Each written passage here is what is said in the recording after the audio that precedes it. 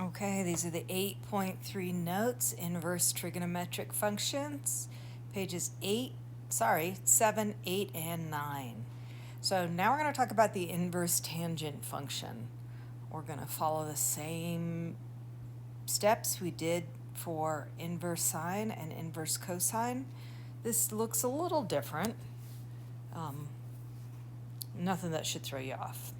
So tangent at negative pi over 2, keep in mind at negative pi over 2, we're down here on our unit circle. Tangent is sine over cosine. So at negative pi over 2, we've got negative 1 over 0, which makes our first value undefined. Okay. Negative pi over 4, it's negative 1. At 0, it's 0. At pi over 4, we got positive 1. And then at pi over 2, we're going to have an undefined again. And so we graphed this not too long ago.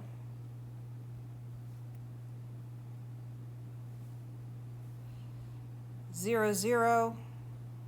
I'll stick a 1 in there. Pi over 4, 1. Negative pi over 4, negative 1.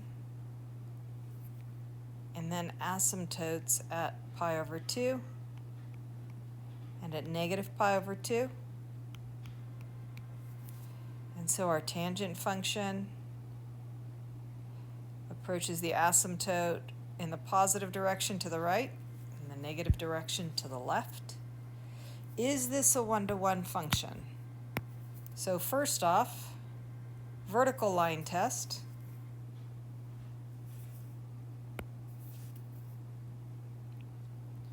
Passes the vertical line test, so we know it's a function. And then to check for one-to-one, we're going to draw that horizontal line test.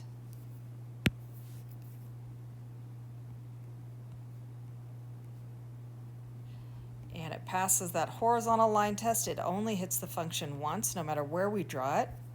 So yes, this is a one-to-one function, which helps when we go to take the inverse, okay? Because we don't have to restrict the domain or the range. It's still going to look a little different. So let's fill out the table here for the inverse tangent function. And so undefined, our tangent was negative pi over 2, and we're going to talk about how we're going to view this on the graph in just a minute.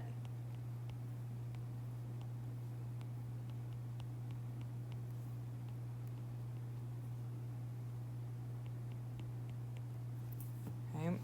So keep in mind what made it undefined before was the fact that it was either approaching positive infinity or negative infinity. Okay. So we are going to use that as we go to graph this. So do these values above make a function? So I'm just going to write Not crazy about what we're labeling as undefined.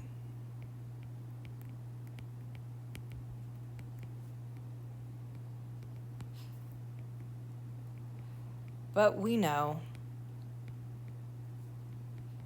it means that to the left, x is approaching negative infinity, and to the right, x is approaching positive infinity. So we're going to look at it that way. So we're going to go ahead and graph this. Here's my negative 1 and 1. Only went up to pi over 2.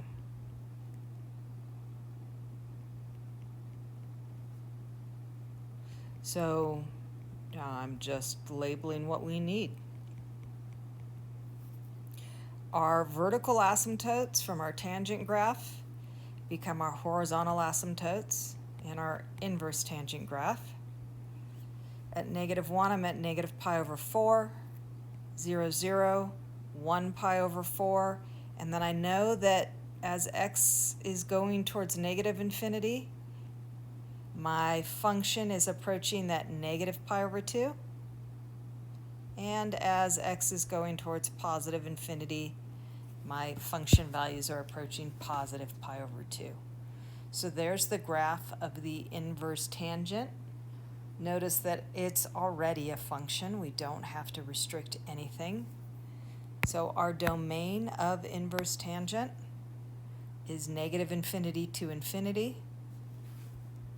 The range is negative pi over 2 to pi over 2. It mirrors the sign, but notice we cannot use those endpoints, right? Because we were undefined at those endpoints. So here we can get as close as we can to negative pi over 2 and pi over 2, but we cannot use those values. Okay. So 18, the exact value of inverse tangent is 1. So if we are kicking out inverse tangent values between negative pi over 2 and pi over 2, that mirrors the sign, inverse sign. So we're looking for those values in quadrant 4 and quadrant 1. The inverse tangent is positive in 2 places. So let's look at this first. Where is tangent of x equal 1? We know that happens in quadrant 1 at pi over 4, or 45 degrees. Happens in quadrant 3, where both sine and cosine are negative, at 5 pi over 4, that's a 5. Or 225 degrees.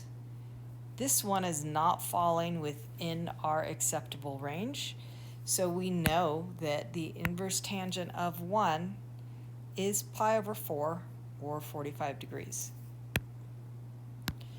Inverse tangent of negative 1, that happens in 2 places. Quadrant 2 at 3 pi over 4, which is 135 degrees. And in quadrant 4 at 7 pi over 4, which is 315 degrees. Now, quadrant 2, I mean, we're excluded from that, right? Because negative pi over 2 to pi over 2 is not, in quadrant 2 does not lie within that range. Quadrant 4 does, but not if it's written this way. Again, remember that we're looking for values between negative pi over 2 or pi over 2, or negative 90 degrees to 90 degrees. We know that this angle is in quadrant 4, but written this way, it doesn't fall in quadrant 4. So we've got to rewrite as the coterminal angle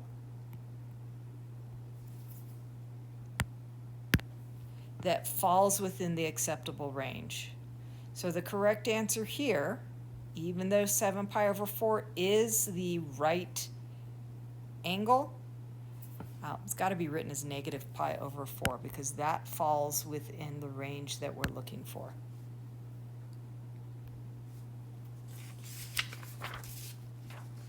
Okay, so what happens when we get these funky inverse tangents? So square root of 3 over 3. I'm going to think back and realize that we got that by rationalizing the denominator of something that looked like this, 1 over the square root of 3. And because those aren't values on my unit circle, I'm going to remind myself that the values that I have to work with are 1/2 and square root of 3 over 2. So since tangent is sine over cosine, I'm looking for where the sine is 1/2, where the cosine is square root of 3 over 2. That happens at 30 degrees. Because we are asked for an answer in degrees. Same thing here. I've got arctan of negative square root of 3 over 3. We're working in quadrant 4, which means my sine is going to be negative, my cosine is going to be positive. Okay, that's how it works in quadrant 4. I get a negative 30 degree angle.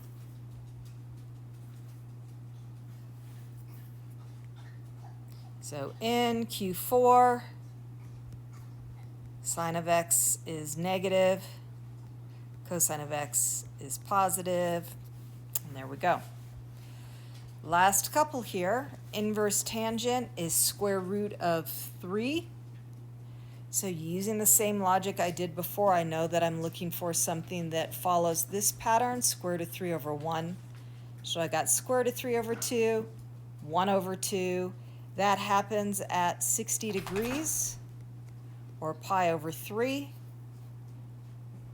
And we can take a look at how this worked for us before. We're kind of following the signs.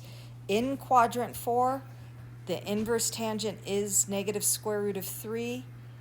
Sorry, the tangent is negative square root of 3 at negative 60 degrees, or negative pi over 3. Okay, so again, our domain of inverse tangent, negative infinity to infinity. Our range, negative pi over 2 to pi over 2, excluding those endpoints, or negative 90 degrees to 90 degrees, still excluding the endpoints. Quick review before we move on to the next page. Inverse cotangent on the calculator. Again, I'm going to start with the right-hand side. I'm going to go 1 over inverse tangent of negative 0.5065.